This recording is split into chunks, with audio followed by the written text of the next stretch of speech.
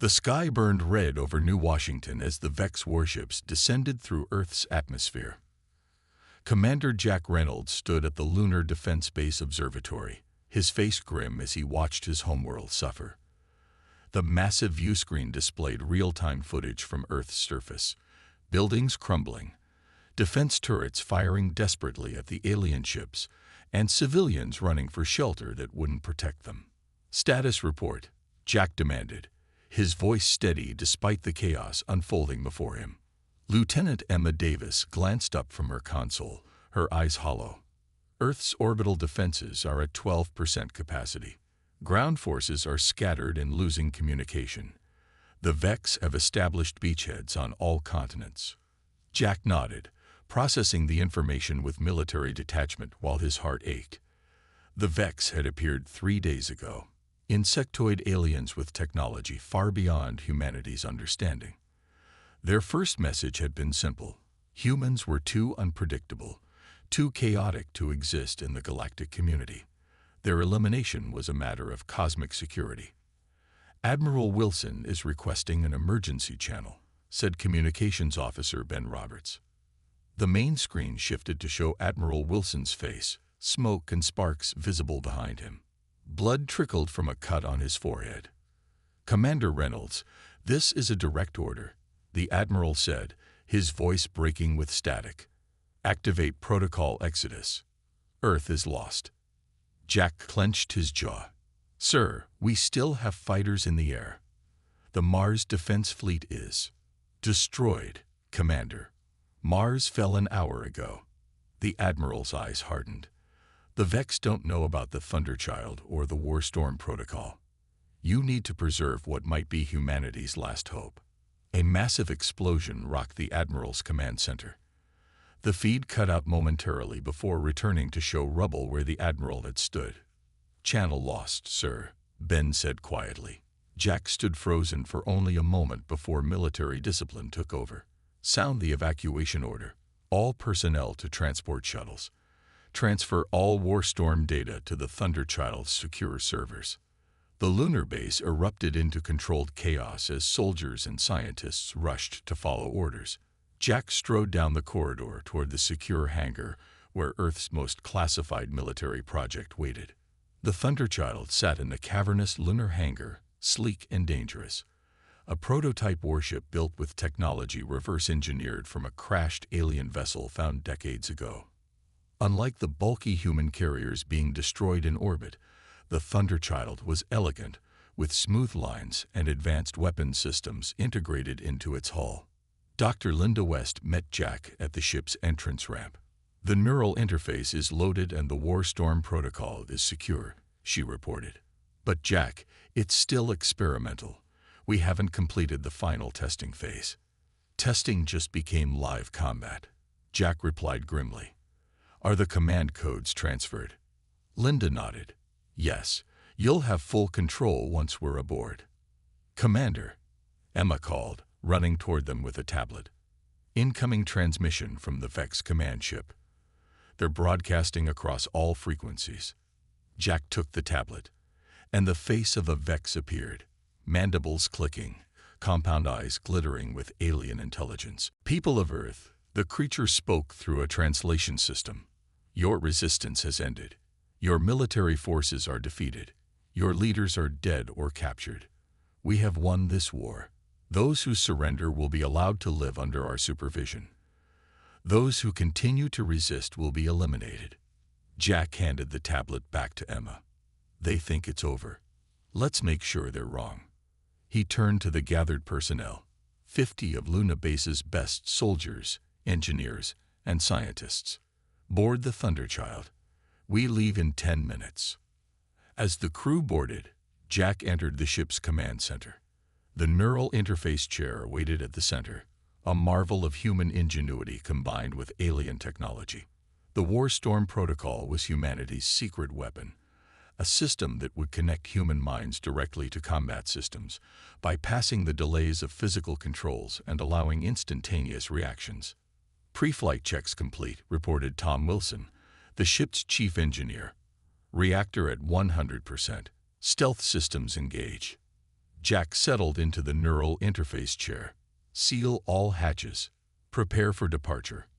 The Thunderchild hummed to life around him.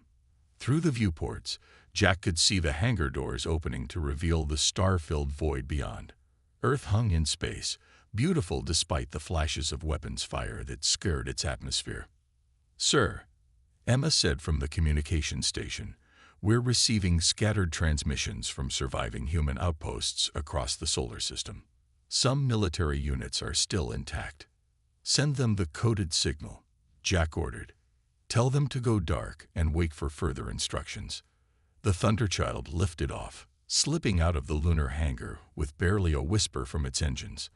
As the ship accelerated away from Earth's orbit, the crew watched in silence as the Vex ships surrounded their homeworld, victoriously claiming their prize. "They think they've won," Jack said quietly. "They have no idea what's coming." On the main screen, a Vex battle cruiser passed directly overhead, its sensors failing to detect the stealthed human vessel beneath it. The alien ship continued toward Earth, joining the occupation fleet. "Plot a course for the Jupiter outpost," Jack ordered. "We need to gather what's left of our forces." As the Thunderchild's engines powered up for the jump to Jupiter, Jack accessed the Warstorm protocol for the first time. The neural interface activated, connecting his mind directly to the ship's systems. Information flooded his consciousness: weapon capabilities, engine status, enemy positions, all processed at the speed of thought. "Warstorm protocol online," the ship's AI announced. "Neural sync at 85% efficiency." Jack felt the ship become an extension of himself, responding to his thoughts as if it were part of his own body. The Vex had no knowledge of this technology. They believed they were fighting conventional human forces, not warriors neurally linked to their machines. "They declared victory too soon," Jack said as the Thunderchild accelerated toward Jupiter, vanishing into the darkness of space. They'd never faced a war storm. Behind them, Earth burned under alien occupation, its defenders scattered and defeated. But across the solar system, the coded signal reached hidden outposts and fleeing ships. The message was simple but powerful. Earth has fallen. The enemy thinks they've won. Maintain silence. Await the war storm. The war for humanity's survival had only just begun. 3 months after Earth's fall, the Thunderchild drifted silently through the asteroid field surrounding Mars. Commander Jack Reynolds stood on the bridge, watching the red planet through the view screen. Once a thriving colony with millions of inhabitants, Mars now lay under Vex control, its dome cities cracked open like eggs. "Proximity alert," Emma whispered from her station. "Ship approaching, bearing 037. Jack nodded. "Hold position. Maintain stealth systems." The crew tensed as a battered transport vessel appeared from behind a large asteroid. It moved cautiously, using the field for cover. "It's the Hermes," Ben confirmed from communications. "Admiral Miller's ship. They're transmitting the recognition code." Jack allowed himself a small smile. "Establish secure channel." The view screen flickered, revealing Admiral Anna Miller's weathered face. Her once perfect uniform was worn, and her eyes carried the haunted look common to all human survivors. "Commander Reynolds," she said, "good to see you survived the initial attack." "Likewise, Admiral. We have room in our docking bay if you'd like to come aboard." Hours later, they sat in the Thunderchild's conference room. Admiral Miller studied the holographic display showing the scattered remnants of humanity's forces across the solar system. "You've been busy," she commented, noting the dozen blinking lights representing human ships that had joined their cause. "But it's not enough to challenge the Vex." Jack activated another display, showing schematics of the Warstorm protocol. "This might change that assessment, Admiral." Engineer Tom Wilson stood up, his hands animated as he explained. "The Warstorm protocol isn't just an advanced weapons system. It's a neural interface that links human consciousness directly to our ship systems. In practical terms," Jack added, "it means our reaction times are instantaneous. No delay between thought and action. One pilot becomes their entire ship." Admiral Miller frowned. That's impossible. The human brain can't process that much information. Dr. Linda West stepped forward. Actually, it can. We discovered that the brain has untapped potential when connected to the right interface. The War Storm harnesses that potential. She pointed to a section of the schematic. We've also discovered that multiple pilots can link together, creating a sort of combat hive mind, while maintaining individual control of their vessels.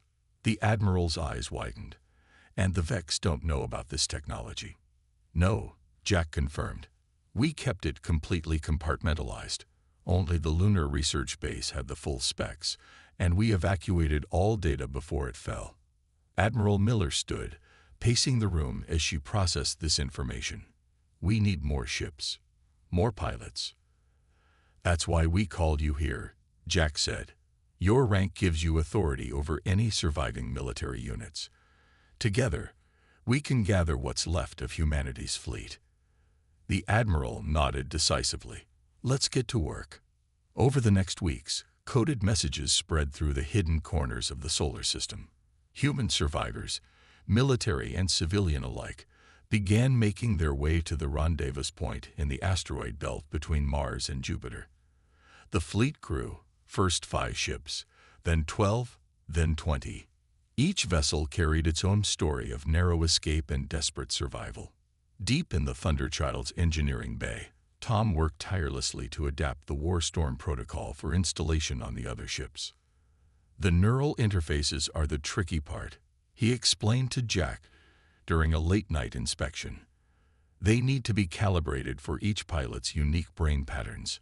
Jack watched as technicians carefully installed the delicate equipment into a salvaged military cruiser. How long until the entire fleet is equipped? Tom wiped sweat from his brow.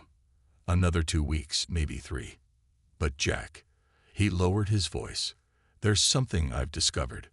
When multiple pilots link through War Storm, there's a sort of amplification effect. The neural connection becomes stronger than the sum of its parts. Is that dangerous? Jack asked. Not dangerous, but powerful in ways we don't fully understand yet. Meanwhile, Admiral Miller established a command structure among the growing fleet. Training sessions began, with experienced pilots learning to use the new neural interfaces. The first attempts were disorienting, with pilots overwhelmed by the direct neural connection to their ships.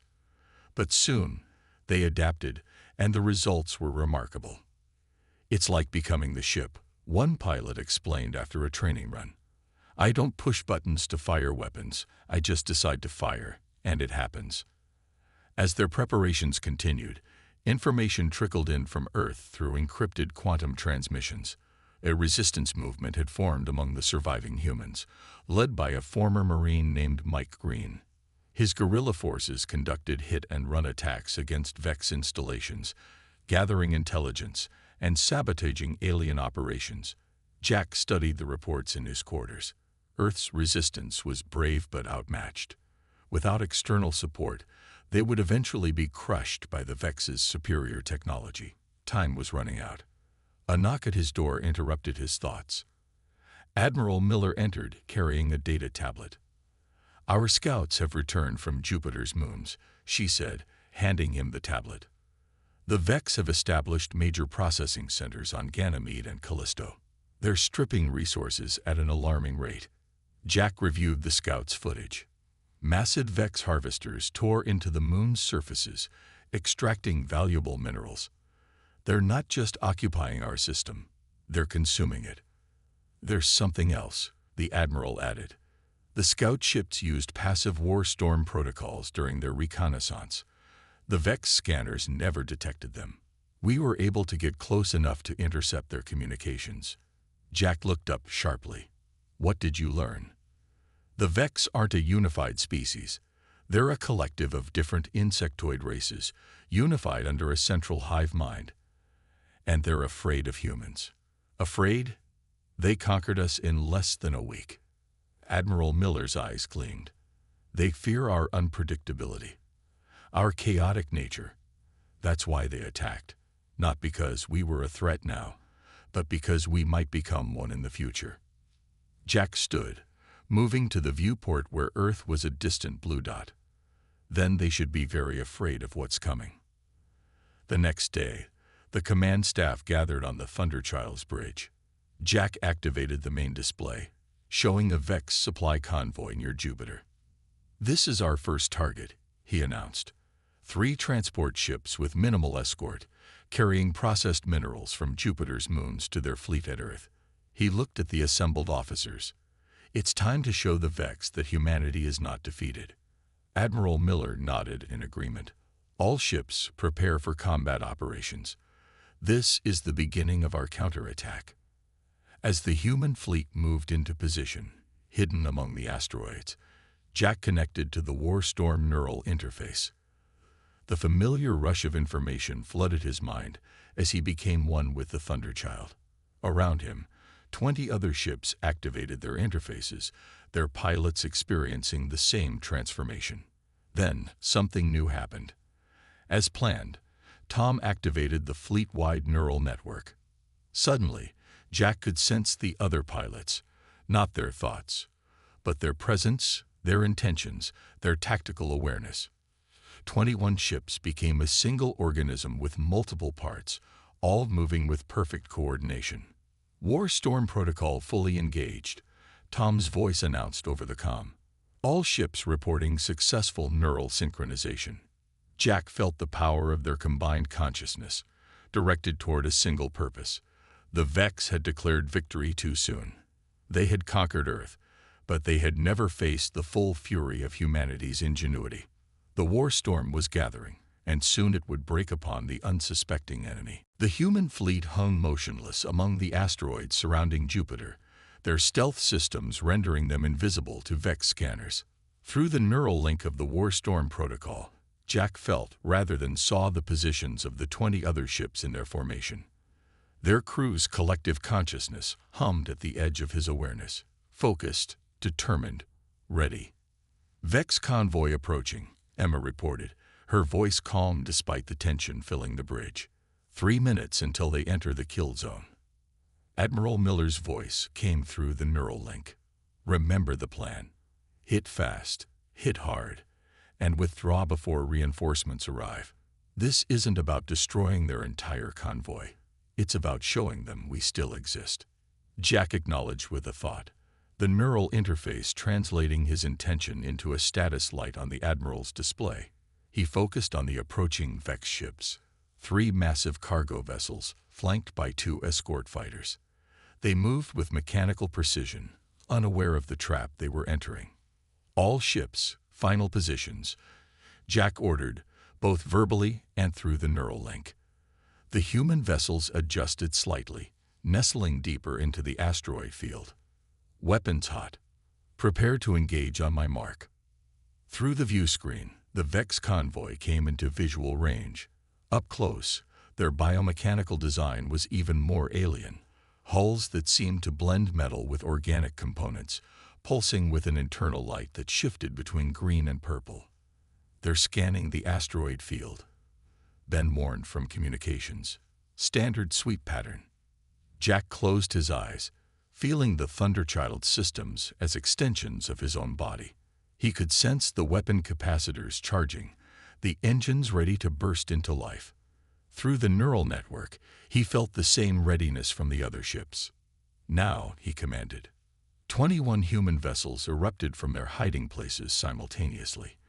The Thunderchild surged forward under Jack's mental command, weapons targeting the lead escort fighter without him touching a single control.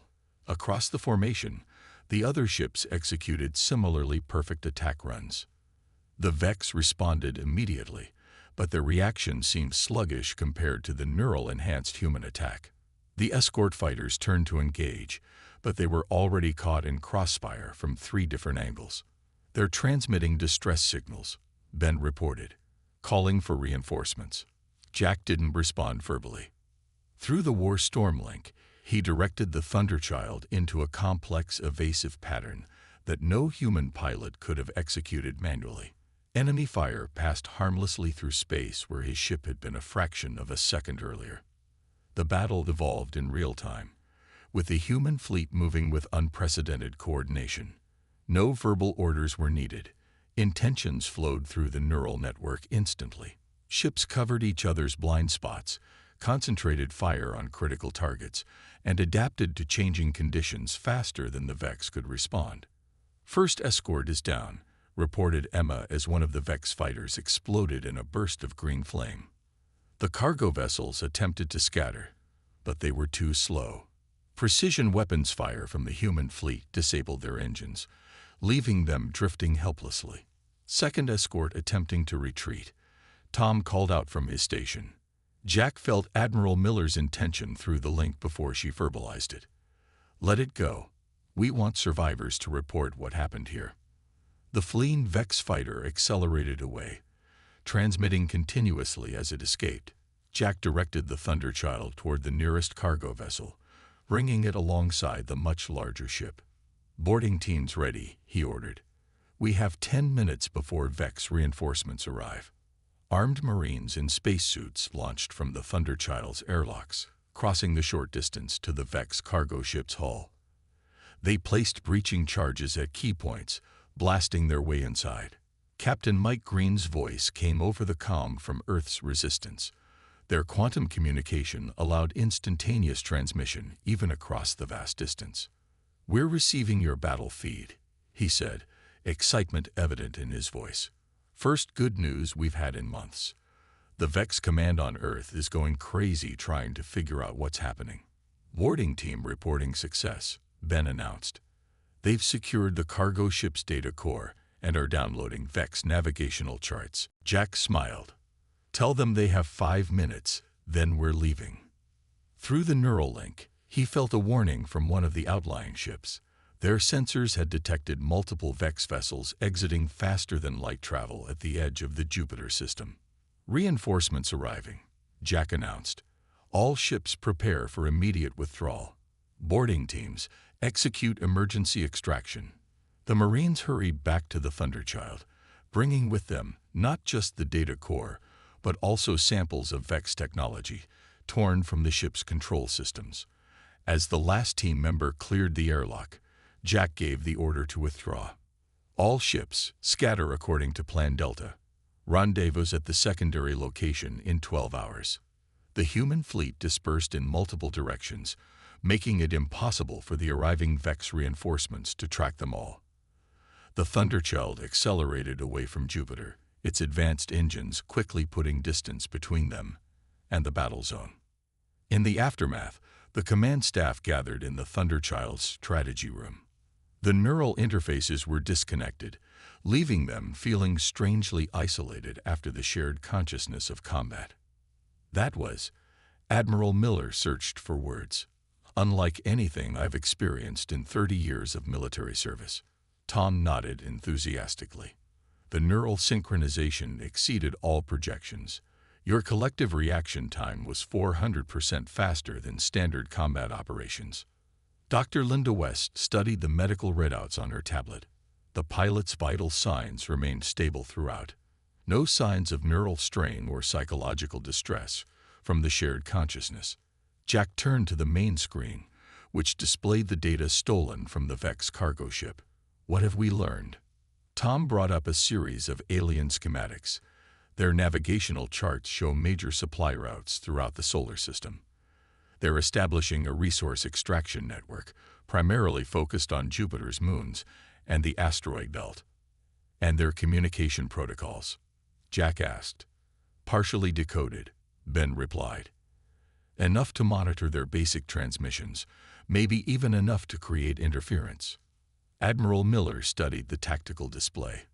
"They'll increase security on all convoys now. Our next strike needs to be bigger, hit multiple targets simultaneously." Jack nodded in agreement. "We also need to contact Earth's resistance. Captain Green's teams can provide intelligence on Vex movements, and maybe even coordinate ground attacks with our space operations." As they discussed future plans, a message came through on the quantum communicator. Captain Green's voice filled the room. "Commander Reynolds, you won't believe the reaction your attack has caused. The Vex are in disarray. They've never faced anything like the coordination your ships displayed. He paused. But there's something else. They're conducting house-to-house searches in major cities, looking for something specific. What are they looking for? Jack asked.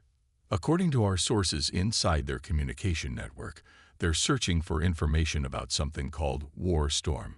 They're afraid of it. The room fell silent as the implications sank in. Somehow, the Vex had learned the name of humanity's secret weapon, even if they didn't understand what it was. They should be afraid, Admiral Miller said quietly, because next time, we're bringing the full storm. As the Thunderchild and the scattered human fleet made their way to the rendezvous point, news of their victory spread among human survivors throughout the solar system.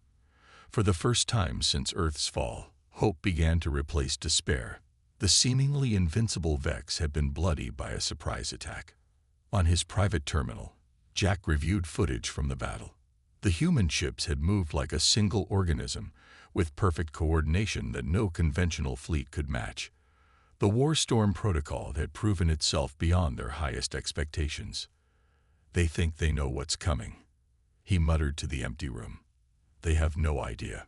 Across the solar system, more human survivors began emerging from hiding, making their way toward the growing fleet.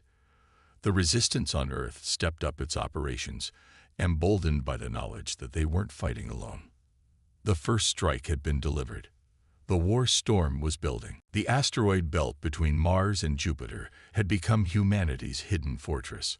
Over the past month, the fleet had grown to 47 ships, a mix of military vessels, retrofitted civilian craft, and captured Vex transports. Inside the largest asteroid, hollowed out decades ago as a mining outpost, the human resistance had established their primary base. Jack stood in the central command center, watching as Tom Wilson made final adjustments to the upgraded War Storm protocol. Engineers and technicians swarmed around the neural interface hub, a massive circular structure with dozens of connection points. "This is going to change everything," Tom said, not looking up from his work. His eyes were bloodshot from lack of sleep, but enthusiasm animated his movements. The original protocol linked individual pilots to their ships. This upgrade will link all pilots to each other and to the entire fleet simultaneously. Admiral Miller approached, studying the hub with skeptical eyes. "You're sure this won't overload their neural pathways? The human brain isn't designed to process that much information." Tom straightened up, wiping his hands on a rag. "That's the beauty of it. The neural interface distributes the load across all connected minds. No single pilot bears the full burden." He gestured to the hub. "When active, this creates what we're calling a battle mind, a temporary shared consciousness focused entirely on combat operations." "And after disconnection?" Jack asked, concerned about potential side effects. Dr. Linda West joined them, carrying a tablet with medical data. "All tests show pilots return to normal brain function after disconnection. There may be some lingering awareness of others who shared the link, a kind of emotional echo, but it fades within hours." Admiral Miller nodded slowly. "We'll need this advantage for what comes next." She activated the holographic display at the center of the room, showing the asteroid belt and the positions of known Vex forces. "Our scouts report the Vex have assembled a major battle group here, near Ceres. Nearly 30 warships." Jack studied the display. "They're expecting another hit-and-run attack like before." "Exactly," the Admiral replied. "But that's not what we're going to give them." She expanded the display to show the entire inner solar system. "We're going to hit them everywhere at once." The command staff gathered around as Admiral Miller outlined the plan. It was bold, perhaps even reckless, but after months of hiding and careful planning, the time had come for a decisive move. "The Vex still don't understand how we're coordinating our attacks," she explained. "Their tactics rely on overwhelming force and their hive mind. But our War Storm gives us something they don't have: individual initiative combined with perfect coordination." Jack pointed to the area near Earth. "What about the resistance forces on the ground?" A new voice answered from the communication terminal. "We're ready to play our part, Commander." Captain Mike Green's face appeared on screen, the Earth resistance leader looking more gaunt than when they last spoke. "My teams are positioned near key VEX communication relays. On your signal, we'll take them down simultaneously." The briefing continued for another hour, detailing every aspect of the upcoming operation. When it concluded, Jack returned to the Thunderchild to prepare his crew. The ship had become a symbol of hope for the Resistance, the first vessel to successfully employ the Warstorm Protocol against the Vex. Emma approached him on the bridge. "The crew is ready, sir. All systems at full capacity." Jack nodded, looking around at the determined faces of his bridge crew. "Get some rest, all of you. Tomorrow we take the fight back to the enemy." That night, Jack couldn't sleep. He stood at the viewport in his quarters, looking out at the assembled fleet. Ships of all sizes and designs, united by a common purpose. Some were battle-scarred from previous engagements, others freshly modified with salvage technology. Together, they represented humanity's last, best hope. His door chimed softly. "Enter," he called. Admiral Miller stepped inside, carrying 2 cups of synthetic coffee. She handed one to Jack. "Couldn't sleep either." He accepted the cup with a grateful nod. "Thinking about tomorrow?" "Second thoughts?" she asked. "No." Jack took a sip of the bitter liquid. "But I am thinking about what happens if we succeed. The Vex still outnumber us. Even if tomorrow goes perfectly, this is just the beginning of a long war." The Admiral stood beside him at the viewport. "One battle at a time, Commander." She raised her cup slightly. "To tomorrow." Jack mirrored the gesture. "To tomorrow." At 600 hours ship time, the fleet prepared for departure. Pilots connected to their neural interfaces, and the new Warstorm hub activated, linking them all together. Jack settled into his command chair on the Thunderchild's bridge, feeling the familiar rush as his consciousness merged with the ship's systems. But this time, there was more. As the fleet-wide link established, he became aware of dozens of other minds. Not their specific thoughts, but their presence, their emotions, their intentions. It wasn't intrusive, but rather comforting, like being part of something larger than himself.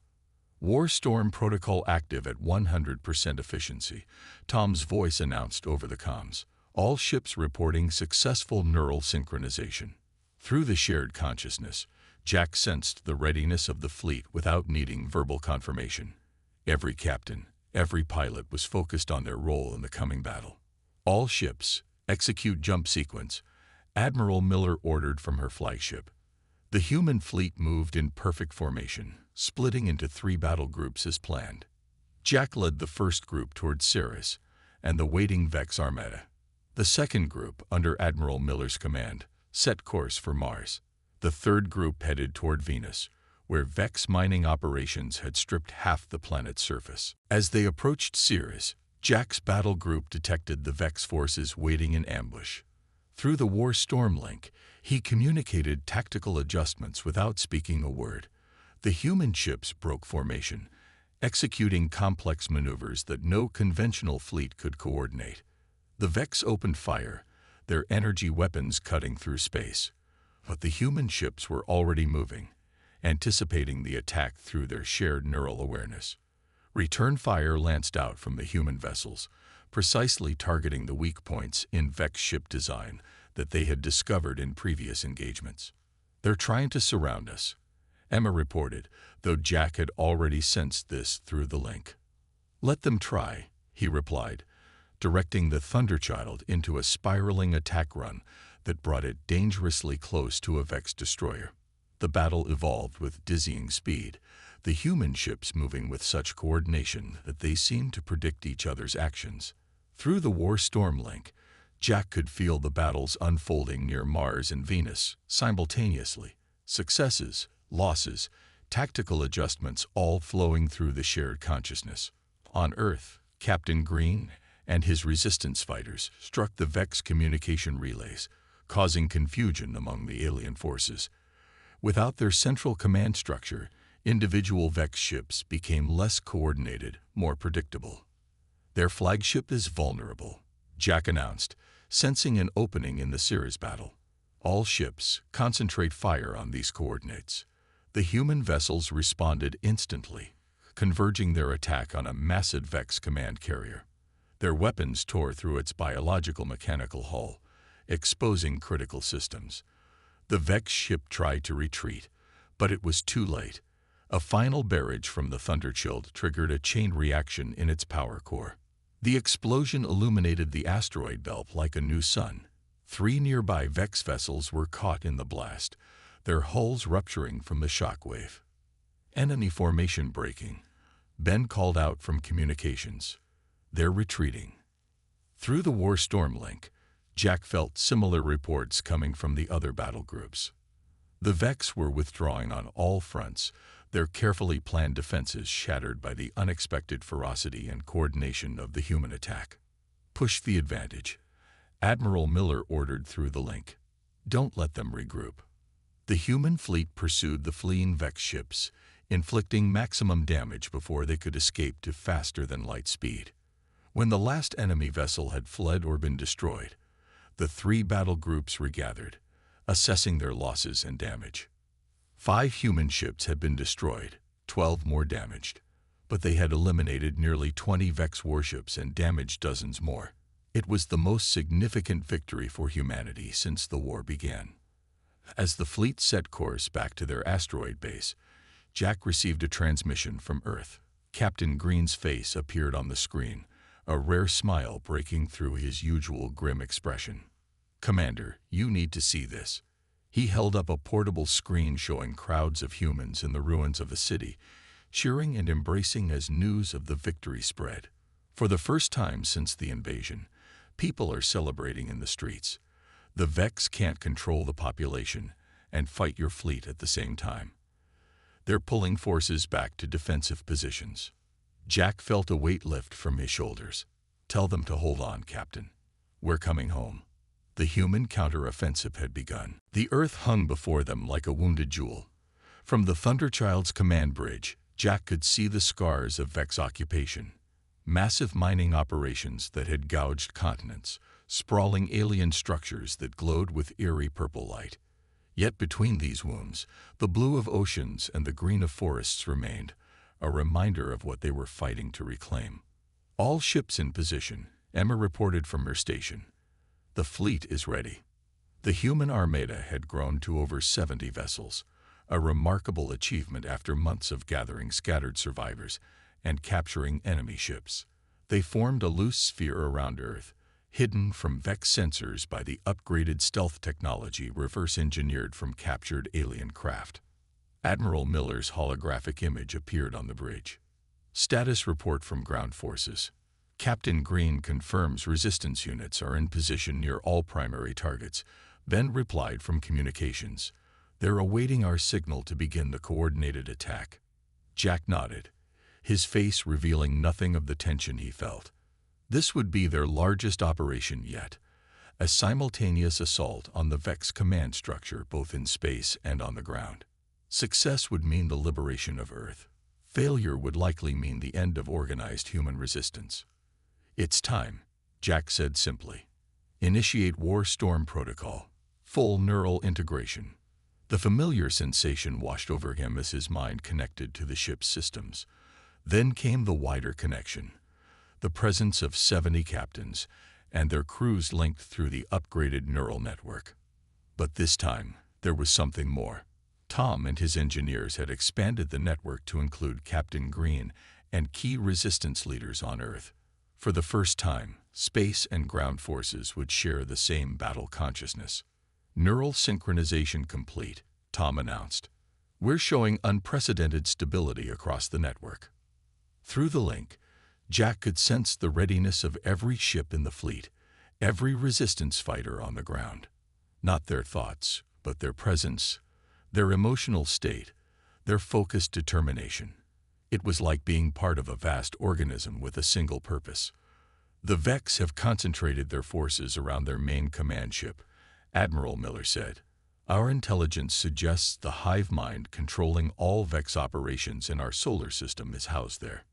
Jack examined the massive alien vessel through both visual sensors and the intuitive awareness provided by the War Storm Link.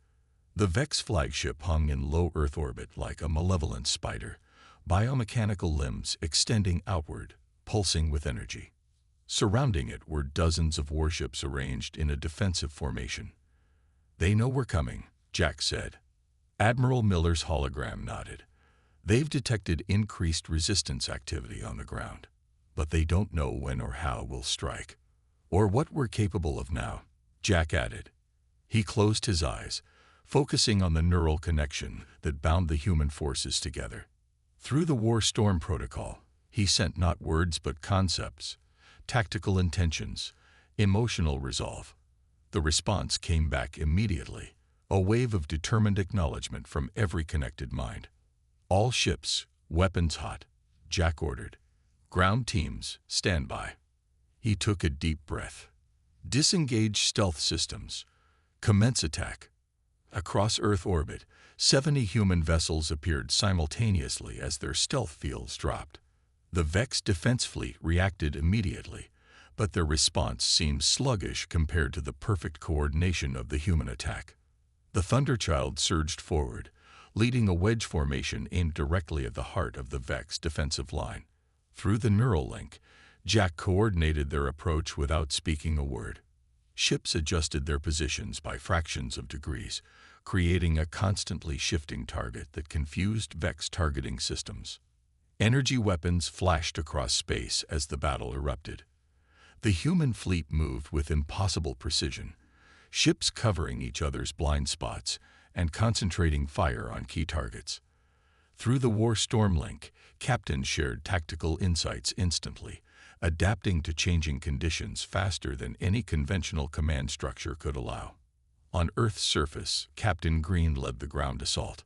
Resistance fighters emerged from hiding, striking Vex installations with perfect timing. Through the neural link, they knew exactly when orbital support was incoming, when to advance, when to take cover. "The Vex are adapting," Emma warned as enemy fire became more coordinated. "Their hive mind is learning our patterns." Jack had anticipated this. Through the War Storm Link, he sent a new command, not to attack with more coordination, but with controlled chaos. Individual ship captains began executing random maneuvers within the overall strategy, introducing an element of unpredictability that the logical Vex mind couldn't anticipate. The Thunderchild dove toward the massive Vex flagship, evading defensive fire through a series of impossible turns. 3 other human vessels followed in its wake, creating a complex attack pattern that divided the enemy's attention. Direct hit on their primary shield generator, then reported as the Thunderchild's weapons found their mark. The Vex flagship shuddered, energy fields flickering around its central hull. Through the neural link, Jack felt Admiral Miller's ships moving into position on the far side, catching the damaged section in a crossfire. "Ground Team Alpha has breached the London Control Center," came Captain Green's update through the link. "Uploading the virus to their communication network now." Tom had worked with the Earth Resistance to develop a cyberweapon specifically targeting Vex communication protocols. As it spread through their network, confusion rippled across the enemy fleet. Ships lost coordination, weapons fired at empty space, defensive formations began to break down. "They're vulnerable," Jack announced. "All ships, concentrate fire on the flagship's command module." The human fleet responded as one, dozens of vessels focusing their weapons on a single point. The Vex flagship's defenses couldn't withstand the concentrated assault. Explosions bloomed across its hull as critical systems failed. Through the neural link, Jack felt a strange disturbance, a psychic scream that wasn't human. The Vex hive mind was in pain, its consciousness fragmenting as its physical form was destroyed. "They're experiencing fear," Dr. West said softly from her station. "The neural link is picking up emotional output from the Vex hive mind." Jack opened a communication channel to all frequencies, human and Vex alike. "This is Commander Jack Reynolds of the Human Resistance. You thought you won, but you never heard the war storm coming. The Vex flagship's central module exploded in a burst of green energy. The shockwave rippled outward, temporarily disrupting the remaining enemy vessels. Through the war storm link, Jack felt triumph surge from every connected human mind, the shared emotion amplified by their neural connection. The remaining Vex ships are retreating, Admiral Miller reported, breaking orbit and accelerating away from Earth. On the planet below, Vex ground forces were similarly in disarray. Without the hive mind's guidance, they reverted to basic programming, abandoning outposts and retreating to their remaining ships. "We've done it," Emma whispered, her voice filled with disbelief. "They're running." Jack didn't allow himself to celebrate yet. Pursue and destroy any ships attempting to reach faster-than-light capability. We can't allow them to call for reinforcements. The human fleet split into pursuit groups, hunting down the fleeing Vex vessels. Within hours, the last enemy ship had either been destroyed or driven from the solar system. As the war storm protocol was gradually deactivated, Jack felt the neural connection slowly fade. The shared consciousness that had bound them together during battle receded, leaving him alone in his own mind once more. But something remained, a lingering awareness of the others who had shared the link, a sense of connection that transcended ordinary human experience. 3 days later, Jack stood in the ruins of the old United Nations building in New York. Around him, representatives from Earth's surviving communities and the space fleet had gathered to discuss humanity's future. The Vex were gone, but they had left a devastated planet behind. Admiral Miller approached, looking out over the damaged city. "The rebuilding will take decades, but we'll do it together," Jack replied. "The war storm protocol showed us something important. Humans are stronger when connected, when working toward a common goal." Captain Green joined them, his resistance fighters now openly walking the streets of Earth's cities for the first time in months. "The Vex made a fundamental mistake," he said. "They thought our chaotic nature was a weakness. Instead, it was our greatest strength," Jack finished, "the perfect blend of individual creativity and collective action." As night fell over the recovering Earth, lights began to appear in the cities below, not the alien purple of Vex occupation, but the warm yellow of human habitation. Families emerging from hiding, communities reconnecting, a civilization beginning to rebuild. From the observation deck of the Thunderchild, now in stationary orbit, Jack watched these lights spread across the continents like stars appearing in the evening sky. The war storm had come, not just as a military strategy, but as a new understanding of human potential. The enemy had thought they won. They had declared victory too soon. They never heard the war storm coming until it was too late.